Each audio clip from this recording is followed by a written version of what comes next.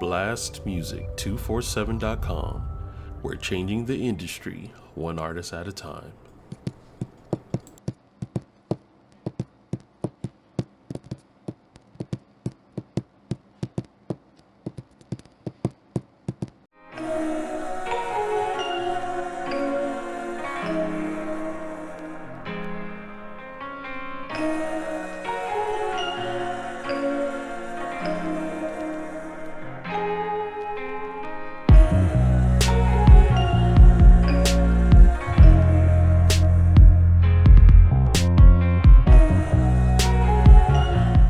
Welcome back to Moments with Myra.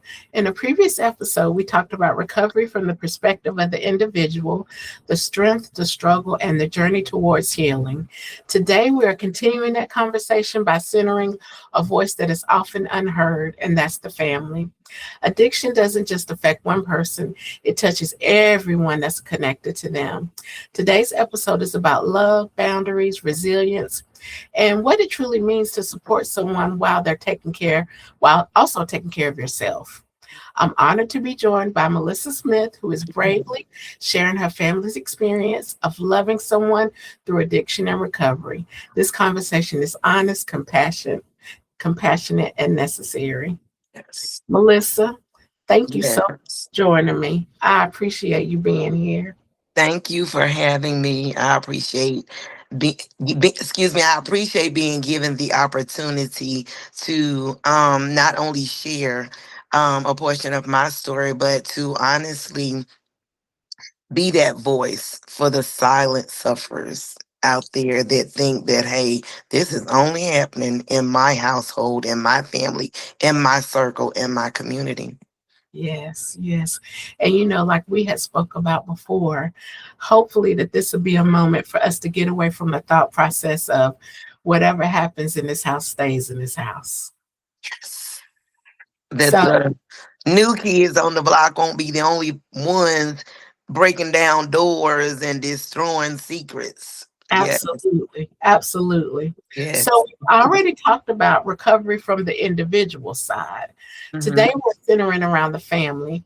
What does it mean to you to have space for the family story?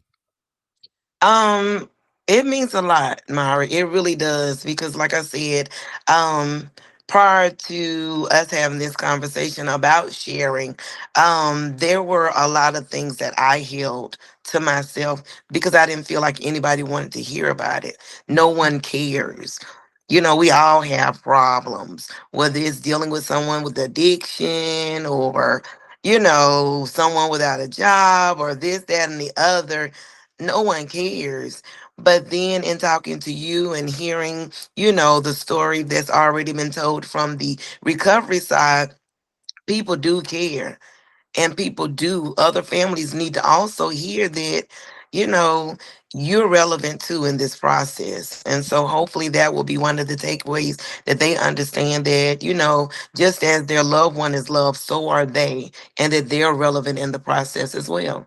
Yes, and I think that's so important because I think sometimes when it's our loved one that's dealing with an addiction issue, we look at ourselves as like, what do we miss? What could I've done Mhm. differently? How did I not know?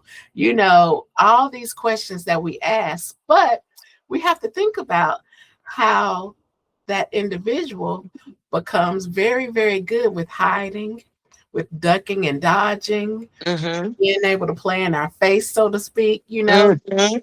act like business as usual. So I wanted us to have this conversation so that other families that may be going through this right now won't be so hard on themselves. Because I Yes. think in a situation like this, dealing with addiction, everybody needs grace, you know, Yes. everybody needs grace. Now, from your own experience, why is it important that recovery conversations include family voices too? Because you hit the nail on the head. Everybody needs grace. And speaking from my own experience, I haven't always responded to the family member the way I should. Yeah. Not Miss Saved, Sanctified, filled with the Holy Ghost fire, baptized. Okay. And a breakout speaking in tongues when necessary. I have not always responded with love, compassion, any of that. Like, and that's my truth. And so it is very important for people to give themselves grace while they're giving their loved ones grace. If you flip because of something, whatever that something may be, you need grace. You need to look yourself in the mirror and say, you know what? I have a right to feel this way. You don't have a right to stay feeling that way, but you definitely have a right to feel this way because being supportive is not for the weary at heart. Yeah. And I know in my situation, or one of my situations, it wasn't that I didn't know. It was more that that's not how we grew up. This is not how you should be living. But then there were some good sides to it too. You know, there were some perks to the pre-recovery personality Yeah. that I was exposed to. And we'll, I guess, get to that a little bit later. But families need to understand while you giving grace, keep some for yourself. Absolutely. Because it's definitely a mixed bag of tricks. Oh, yes. And you end up being the one get tricked half the time. And I have no idea. Now, before recovery entered the picture, what was life like for your family emotionally and mentally? I can honestly say that it wasn't bad. It wasn't bad. We grew up in a household where alcohol was the norm. Anything beyond alcohol, you didn't see the activity. You may have been more privy to the behavior afterwards. Being young, you didn't understand, why they went from happy to happier. Mhm. You just knew that, hey, if you had a bad day in school, that happy just helped you out. Yeah, So that was, of course, the good part. But it's when you begin to grow up and life changes, people change, you go your different ways or whatever, which is the case with one of my loved ones. We were in different houses. So it wasn't that in-house experience for us. gotcha. It was you get a phone call and your loved one has done something and the people on the other end have decided you either gonna get them or you gonna wish you had a gotten them. Mhm. And so that is when you realize that the family members that were just happy go lucky in their activity has changed over to they not acting the same. Mhm. And that can be shocking, different, Yeah, like what? lines start to blur a little. Yeah, I don't remember anybody calling saying you better come and get so and so because he over here tripping or somebody having to be, carried out of a house. Yeah. That wasn't our norm, Mhm. but it became a norm in a different situation. So, what were some of the silent struggles your family carried that some outsiders may not have noticed? We had communication issues. I believe hindsight is a different sight when you begin to evaluate your past. And reflect on it deeper than you're often taught, and you realize that alcoholism and the other things that made people happy, that was the communication. Mhm. um Growing up, we didn't really want for anything. So we weren't the family where you felt like or you could think that, hey, you know they're going through XYZ, the mama not working, the daddy not working, this, that, and other. My parents had jobs. It did end up being a single family home. There was a decent dose of love, based on their ability to love. But then you realize that communication is the greatest component of love. And that was a majorly missing piece. Yes. And I Mm. noticed too, especially when we talk about things from the past. And just audience, for transparency, we are family. So when I say things, we are talking Yeah. about some of the things that's happened with our family. So I just wanted to put that disclaimer out there. But Right. we're talking about compared to now, because working with the demographic of people that I work with, it's a lot of single parent homes, Mhm. unemployment, that kind of thing. But Yeah. like back when we were growing up, you're right. We never ever knew that there was an issue. And I remember one time hearing my mom and dad talk about my grandfather. And I used to see him go to work. He was a mechanic, never missed a beat. But they said he was functioning. He was a functioning alcoholic. And Gotcha. so I wonder what is the difference or the mindset from that older generation to our generation now, because there's a lot more disparity. There's a lot more um issues in the home, like you said, single parents, no jobs, homelessness, just so much more. And I was Mhm. just trying to see what was the disconnect and how did our parents, grandparents, aunties, or whatever handle it in such a different way, almost like in a stronger way than we do now.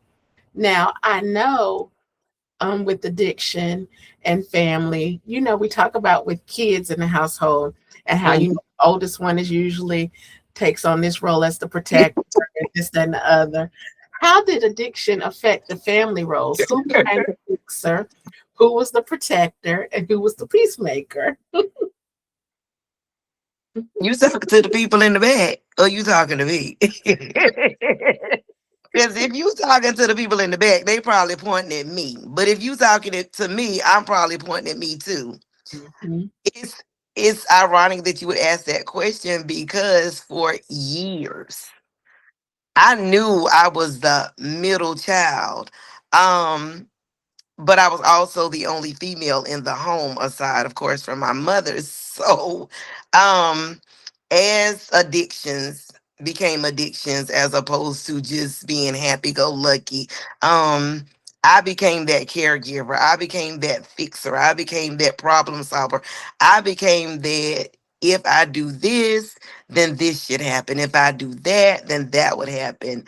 Um, and I'm probably jumping the gun, but when you grow to realize that there is nothing you can do when it comes to somebody else's life, but let them live it, because one thing's for certain and two things for sure, taking my granddaughter's mom's words, we all know how we want to feel, we know how we feel, Yeah. and we know what we will do to feel the way we want to feel. And Mhm. a lot of times we make that disconnect. We look, the non addictive people look at the addicts as if they're so different, and Mhm. they're not. You know how you want to feel, so you go to work to do the things that you need to do to get what you want. That's what your grandfather did. He knew, hey, if I go to work, that Mhm. this feeling that I'm after, I'll be able to afford it. In this age, still know what they want, know what they how they want to feel, but they have no intentions.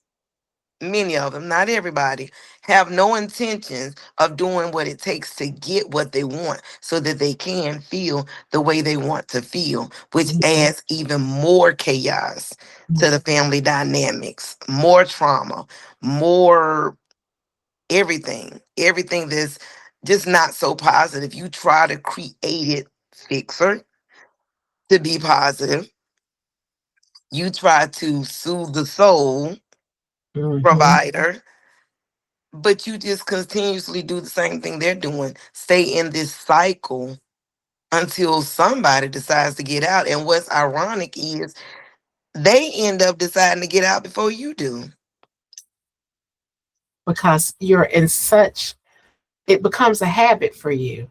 It becomes You a part become of your addicted. It becomes your addiction. Their yeah. addiction leads you to a different type of addiction. They know their addiction, Hmm. but you are blindsided by yours. Again, you know how you feel, frustrated, excuse my language, pissed off, whatever the day may bring. Mm-hmm. You know how you want to feel, and you have convinced yourself that if I just do this, or if I do that, if I work a little harder over there, that this will change. When the whole while they live in life knowing that, baby, there's nothing you can do to fix me because Right. I ain't even broken the way you think I'm broken. I know what I'm doing. Mm-hmm. A family member had this saying, until you get tired of being sick and tired. They end up getting sick and tired of themselves way before we realize we need to be sick and tired of ourselves. And get You off of that. know, Yeah. it's I cannot say it enough. It's not for the weary at heart because that's when you transition from not only dealing with them to having to deal with yourself.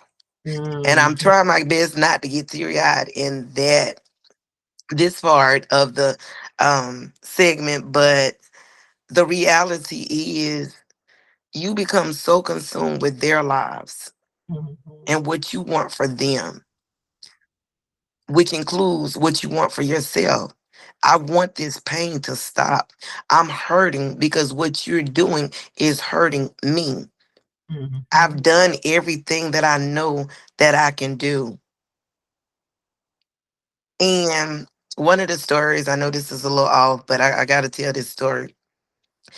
Early in the, maybe not early, but within the addiction, a situation arose. And like I said, I got a phone call and I was told, you better come and get so and so because if you don't, you going to wish you had her. I didn't have a card, but I made it happen because that's what fixers do, That's right? So I went. Okay, I had to have been in like my 20s, literally. So it's like, okay, who really do you think you are? But I yeah. went, and the young men, they were true to their words. They were sitting out there waiting for him to come out the door. So we got him out the door, got him in the car, had a gash in his lip. I don't know if you can see my finger, that big. Mm. Arm broke, visibly broke. Again, I'm not driving, but the person that cared about me, it was a female friend, was kind enough to take us to Baptist. That was the closest place. He had the audacity to tell me he wasn't going in there. Look here, Myra. I don't even know if I was cussing. I was a Christian at the time, but I don't know if I cussed. I probably didn't. But I'm a cuss today. I'll be damned if you ain't. Oh, you gonna get out this car. Put him out. What you do is on you. That was by far the hardest decision I had to make. Because remember, I had just picked him up from a place where they already said, if you don't, you gonna wish you had. Mm-hmm. Now, if you bucking up at me and telling me what you ain't gonna do and what I'm taking you to do is the right thing to do, Mm-hmm. what is going through my head about what you gonna do? But I had to stand on business, as the young folks say. Because again, I'm not driving. Mm-hmm. I dropped him off. The next time I saw my brother, he was in a cast because his arm was really broken and he had stitches in his lip. So during this time period, and we talk a lot about being the fixer. Mm. What were your emotions? Did you have resentment? Was it like resentment, hope, and grief? How did you feel? Was it just like a roller coaster? What was your feelings during the time when you was going through that process? To know me is to know I'm a nurturer to a fault. Um, he was my everything. God, he was my everything. Um, Single parent, two boys. Um, Not in a relationship. I lived for the days for him to come by and get the boys, do something. And he would. in whatever state he was in. Holidays, you could best believe he was gonna be there. They coined the term or phrase, "Who you with?" And my sons would holler, "Uncle so and so." It was just life. Mhm. Um, but on the flip side of life was fear. What's going to happen to my brother, God? My mother had already passed. Mhm. What's going to happen to my brother? How is he going to make it through this season of his life? Um, Again, I was in the church, and I'll never forget seeing a vision of him being in a casket. It wasn't nothing but God. I prayed and I prayed and I prayed. I prayed until I believed in my soul that he was no longer in that casket. And by the grace of God, a turnaround came. That's when I went from him being my everything, joy, to no longer having to be afraid about what's going to happen to you. Because this was after, I done had to come get you. You already got a busted lip and a broke arm. Um, to I can't believe what's happening now. So, I how did you start during that time and when you were getting beyond this point, and you prayed and you gave it to God and you left it there because you knew it was already done? How did you start to rebuild your trust? How did you start to be open again? um I'm not sure if I really had a choice. Mhm. Um the events happened so quick. I got a call one day saying, "Hey, this is where I am. You're not gonna be able to talk to me for a while, but I'm okay." Um that was rough. That was rough because, again, in my mind, in my heart, he was my everything. He was what I knew. He was what I had left besides my children. Um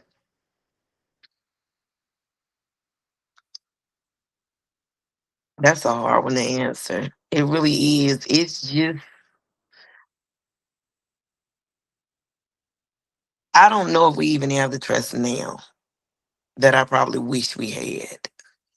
Um, I I was going to say too, I didn't mean to cut you off, Melissa, but I Mhm. was going to say too, it seems like it would be something that you would have to kind of grow through. You know what I mean? Yeah, But like you were touching on before, healing is not linear. Recovery is not linear. So right. you think, oh, this person's going to go get help. And, we have this picture in our mind. This is how things are going to be. And we don't realize when they go get help, it's not the way, it doesn't look like the way we thought help was going to look. And sometimes for self-preservation, even though we weren't a part of any of the party scene or anything, they have to kind of cut themselves off or shut themselves off in Yeah, order to be okay. And yeah. so I think when that happens, the trust is there, but the trust is not there. You know what I mean? It went right back to the lack of communication that you grew Yeah. up with, Yeah. because I didn't know that you had to go into a different set of survival mode Mhm. that included, I don't want to say deleting me, because he never deleted me. Mhm. Before recovery, he was easily accessible. He was my everything. After recovery, he became need based. Mhm.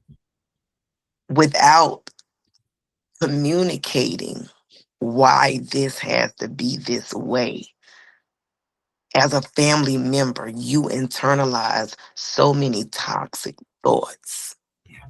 and you hold on to them to this day because you don't understand what could you have possibly done wrong. God answered your prayer.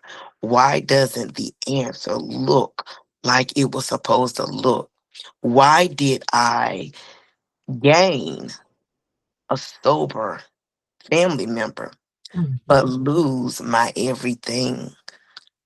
I'll never forget one time I was in school, the boys were growing up. He was in full recovery mode, had a relationship with a young lady.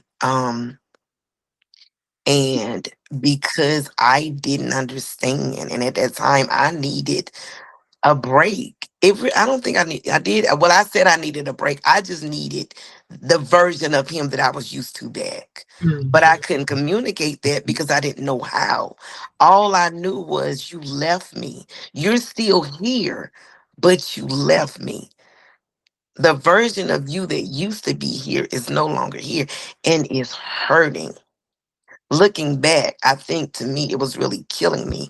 And I remember crying, saying, "Hey, I eat, sleep, and drink with my sons. You used to do this, but you no longer do it." And I can remember the look on his face just looking at me like it wasn't a mean look, but it was one of those like, "What's wrong with you?" Like them your kids, not understanding, like, dude, before you went into recovery, we saw you a lot. Now we seldom see you or hear from you. We know you exist. We know you're okay. We know if we need you, you'll be there. But you're different and it hurts. It hurts. I can understand where you're coming from, especially being a girl and looking Yes. up to our brothers, because they are everything. Yes. And recently there was a death in the family, and I was sitting and talking with my brothers, and even though I'm 55 years old, I'm still the baby. You know what I Okay. mean? And That part. so we was just talking about different things, and we was talking about my dad's funeral and just different nuances of that day. And he said, I was high that day. And I was like, what? And then it's kind of like what we were talking about before, where you go back in your mind and you was like, how did I not know? Like, this Yeah. man was my everything. When I tell you, Yeah. it was my dad and my brother. And so when we was having that conversation, things kind of made sense a little bit, but Right. you are just almost in denial. But I tell you, I told him, I said, I'm so glad that finally you laid everything out for me, because I really do feel like it's made our relationship even better, and I feel like that the communication and stuff is getting better, because you go off, you're living your own life, you're doing your own thing. There's quite a few years between us. So, Right. it was that as well. But you still my everything. And so I Right. share that story for other family members that might be dealing with family members who are in addiction. Sometimes you just don't know. And guess what? It's okay. It It's is. okay. It is. It really is. I think in the do over, even the do over that I'm in now, the attachment, I recognize that the loved one has changed. Mhm. But I also have grown to realize and remember I can't fix you. I cannot fix you. I can't make you change. I can seek to understand you a- as one, even with a psychology degree. Mhm. Where, honey, I get happy about figuring out what somebody got going on. Okay, you're not my figure it out. And it's so different when it hits that close to home. Hmm. It's like everything that goes out the window, because it's just too close to home. Yep. And I think what we have to do while we're giving ourselves grace and giving them grace, we have to get to know who they are now. Honey, Oh, my brother used to be an exotic dancer. I told him that day when we was talking, I said, do you know how it felt for a girl to be coming up and saying, your brother, blah, blah, blah. Yeah, he was dancing and blah, blah, blah, dancing and blah, blah, blah. I was like, how do you think that made me feel? We laughed about it. And now he's a pastor and has his own church in Charlotte. And okay. I said, I love this so much because the youth today need somebody that's got some real life experience, not somebody Right. that's standing up there acting like everything's always been this way. He can tell you about Yeah. when I was in jail. He can tell you about when I was an exotic dancer. He can tell you about when I was on drugs, all of that stuff. Yeah. But still, Yeah. me as the baby sister, honey, I'm still processing. So Right. I think in the grace mode, we have to make time to truly, truly make the effort to try to get to know our loved one again because Right. we're all getting older. We got True. more days behind us than we do ahead of us. So I Right. don't think that it's anything impossible. Now, along those lines, when we're looking back over the whole journey, Hmm. how has this shaped your understanding of love? Because the love, it changes, it might Yeah. go up, it might go down, but how does your understanding of love, what is that now? Um,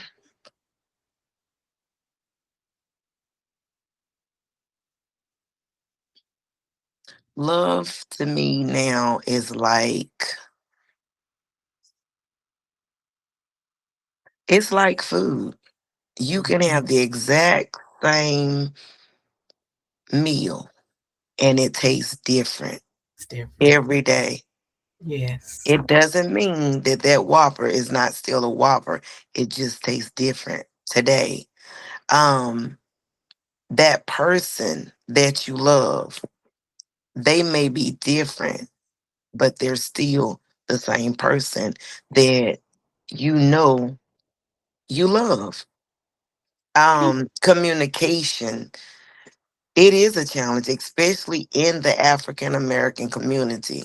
Yeah. We do find it easy to communicate when we are under some type of influence. Yes. And that's just the reality, whether it's alcohol, for me, food. Oh, girl, we'll laugh till the cows come home. As a matter of fact, I ate some crackers before I got on here. Okay, so we can have this real smooth conversation. Um, but all jokes aside, um, love, I think we have to get to the place, or I've gotten to the place that I had to take it out the box. I had to realize that just because he's not easily accessible, just because we're not having the conversations that I would love to have or believe that we would have once he, went through recovery and that we had actually before, because he would tell me about his little flotsies or whatever. God help us all, as the old people would call them. To when he got married, hey, this my business, not yours. You don't share nothing. Um, you miss those things, but you realize that even though the language changed, the love doesn't have to. You're still my loved one. You're still my loved one. You are still the one that I love. I just have to understand that because of who you have groomed yourself to become, that I have to love you differently. And that differently doesn't even have to be bad. I don't have to be filled with resentment, because resentful love is toxic. But Yeah. understanding love, understanding that you're not distancing yourself from me because I was your downfall, or because I was this, or because something's wrong with me. You just have found the life that's suitable to maintain your recovery. And something that just dropped in my spirit when you said that is also too looking at it from the other person's point of view. They could be Mhm. embarrassed because of all the things that transpired or that you saw or whatever Right. the case may be. That's But true. I Oh, think that's true. I think that you hit the nail on the head though when you said take love out of the box. Yeah. Because love stretch high, low, circle, square, you just don't know. But love is love, and one thing that can never be taken away from any of us is family's family. And That's one thing that I can say about our family, we don't see each other every day, we don't see each other every year. So that part. but if the bat signal is put up in the sky, Yes, sir. Best believe we'll be right there. Yep. So now, That what is would so you true. tell families who feel forgotten once the recovery begins? And that's kind of, in a way, that's kind of how you felt when recovery was happening, even though you were excited, you were glad, but you felt forgotten. So, knowing what you know now and being able to see things from a different perspective, what advice would you give to another family member other than for them just to have a little grace, because it's growing room? Well, as you said, in honesty, truth, and transparency, um, I'm not over feeling forgotten. I'm not gonna sit here and say I do. Um, I do feel forgotten a lot of times. Um, because I'll reach out way more than they reach out to me. And for whatever reason, our love language is, the friction, the disconnect, the whatever the case may be. Um, it oftentimes puts us in a situation where we need to forget each other for a season or for a moment. So I would tell that person that's has all these expectations Mhm. to put them to the side Mhm. and go with the flow.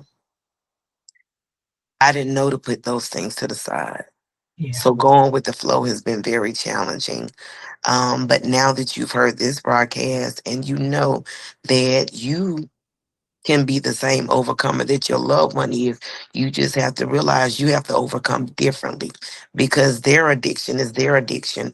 But addiction that you may not have even known that you had was an addiction, which is an addiction to them. And their sobriety or their deliverance or their transformation has caused you to develop some patterns, which is what addiction is, that Yeah. are toxic and harmful to yourself. So just really taking the time while they're taking the time to focus on you to get you back to where you um would have been, could have been, should have been, want to be. Because again, we all know how we want to feel and we know what we're willing to do to feel that way. So getting to that place that you know how you want to feel and getting to the place that you're willing to do what you need to do to feel that way within the realm of your abilities, not Mhm. predicated on what they do or Mhm. what they don't do, but predicated on what you're willing to do for you, which is where I am now. Um, I go to therapy. I do, not just for that, but just for, just the different life changes, the different, misconceptions about life, Yeah. whether it be life with a loved one, this, going through addiction, one this, overcoming addiction, um, realizing that I need to understand the roots within me that has caused my addictive behaviors. Yes. So it really boils down to, loving yourself to the extent that you found yourself loving your loved one, because we don't even realize a lot of times when we do what we do for them, we're putting self love and self care on the back burner. And Mhm. sometimes it don't even make to the stove. It's stuck in the freezer. It's got to Oh, unthaw. that's right. But you hot. You done cooked up a full blown pot of love, Mhm. for the sake of them and the betterment of themselves, neglecting yourself. And so you see them with one lens, they looking this way, they looking that way, and they need to look another way. Not realizing, girl or honey, you look just as bad, if not worse, Well, because you you done worn yourself down. you took the words right out of my mouth, because also something else that dropped into my spirit when you said that is when we're doing that and we're giving that quote unquote agape love to Hmm. our loved one and being there and supporting them through whatever, not just addiction, but just life, period. Right, right. There can be some resentment. Hmm. And I think when we realize I could have been in Charlotte. I could have been doing this, I could have been doing that, but I'm over here worried about this, and they living their best life. It causes resentment, and I think that that's what makes communication harder too, because Mhm. I too, honey, believe in therapy. Oh And yeah. the thing that I have learned, like you said about life, is that that resentment and stuff, sometimes the stuff that we've made up in our own head. And I mean, Yes. if we toe up, just like Yes. up, and somebody come to you and say, well, why haven't you talked to Melissa? Well, she, well, back. And then when I stop and think about it, well, why haven't I talked to Melissa? You know what I mean? Like, it just don't seem that serious. And Right. so my prayer is for anyone that's dealing with a family member that's going through whatever they're going through. Again, and I feel like we can't use this word enough, grace. Yes. We are extending grace to ourselves and to others. Make sure that we take self out of the equation. Yes. Self will have us believing that the world and that the sky is purple, and we want Yeah. everybody else to believe it's purple, but the sky is Right. purple. And so that's going to cause us to have resentment, which is going to cause more of a disconnect for that Yes. communication. Yeah, and I that now you definitely said a mouthful. And we've agreed on everything, and I definitely agree with that. We just want to throw out that disclaimer too, though. In the process of taking self out, make sure you put yourself somewhere that's Yes. productive, that's effective, that causes you to Some continue happiness. to, yes, to be That, on the road to becoming or being, because everybody is not needing to become. that's right. Some people are in the stage of just being, and Mm. you realize that, hey, I need to make sure I'm doing XYZ so that I can continue to be, so that I don't fall prey to certain patterns of behavior and find myself becoming, because we all know being looks way different than having to become. Woo. It's like being in a race and you in first place. You Yeah. gonna get to the finish line, but if you start slacking up and looking at the other runners, Hmm. you gonna find yourself in the back, and it's gonna be a whole lot harder to get to the front.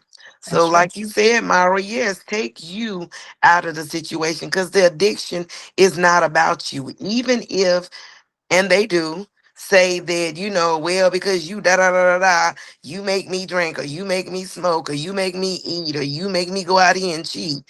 No, no, no, no. Hmm. We all have choices, That's and right. we all do things for three reasons. We know how we feel, we know how we want to feel, and we Yep. know what we're willing to do to feel the way we want to feel, so we can get rid of how we feel. That's right. And that free will, let's not forget about that free will Hmm. too. Hmm. So, as we're starting to wrap up, what does hope look like for your family today? Um, I hope that the ones that are, you know, getting closer and closer to understanding why recovery would be a good decision, um, take that next step, that it will look a little different than my first experience.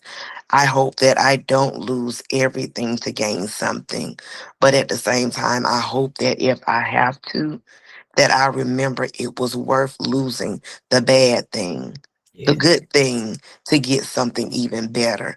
Because in losing my everything and my brother, I gained everything in seeing him be his best self, Mhm. because I'm still his biggest fan. That's right. I am still his biggest fan. When I see him on Facebook, I get excited. When we do talk and something good has happened, I get excited. When I need him, as they say, trouble in my way, Mhm. I have to call him sometimes. I get excited because I know he'll be there. So now I'm starting to get excited about the idea that, like you said, love just looks different. And Mhm. so hope will too, because hope and love are tied together. They are so Absolutely. tied together. Now, if you could give listeners just one reminder, what would it be? Anything. It doesn't necessarily have to be about addiction, but just a word of encouragement. What would it be? I love you. You must love you too. Find out what loving you means and execute the plan to keep doing so. It doesn't mean that you're going to stop loving those around you. It just means you're going to love thy neighbor as yourself, which means you can't really truly love them the way they need to be loved until you truly understand how to love you first. Ooh, now I didn't know you was gonna take me to church, but that right there is the But truth. that's real. Yeah, That's it's real. real. And also to add to that, the word Hmm. that we've been using this whole time is grace. Yes. Extend some to Yes. yourself, extend some to your loved ones, extend some to your neighbor. You know, let's Everybody. let's start getting back to the Cherry Street and Bacon Street days. Okay. Audience won't understand that reference, but But no, growing that is so true. Because up, honestly, you can't say you love you if you always beating up on you. that's And right. grace eliminates the need to That's be right. mean to self and others. And it gives you a better understanding. Mm, Absolutely. Well, good. Melissa, thank you so much for your transparency and being vulnerable today. Your story is a powerful reminder that families deserve healing too. They That's do. so important. Not just understanding, but grace, support, and space to tell their truth.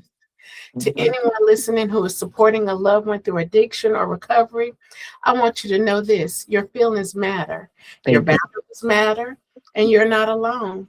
Healing is not selfish, it's necessary. If Yes. today's conversation resonated with you, I encourage you to reach out for support, whether that's through a trusted community counseling center or family focused recovery Yes. resources. You deserve care too. Melissa, thank you so much. Love you. I love Thank you. you. You guys have a good evening.